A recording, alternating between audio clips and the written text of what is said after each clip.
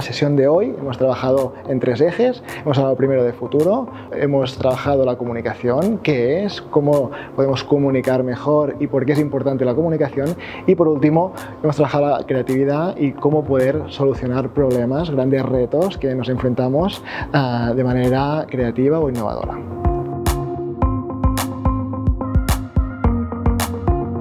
Escogimos el Culinary Institute of Barcelona porque queríamos tener un espacio para que nuestros chefs, que son formadores internos, tuvieran un poco de aire y vieran las oportunidades que puede dar la gastronomía a nuestros centros.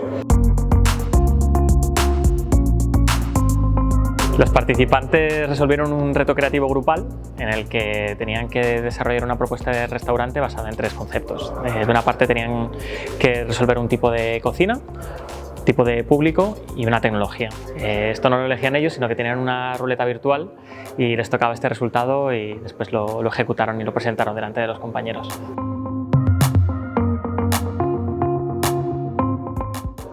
Lo que más me ha gustado yo creo que es eso, que es hacernos ver y entender que tenemos cambios encima ya y que o cogemos el tren o el tren se nos va.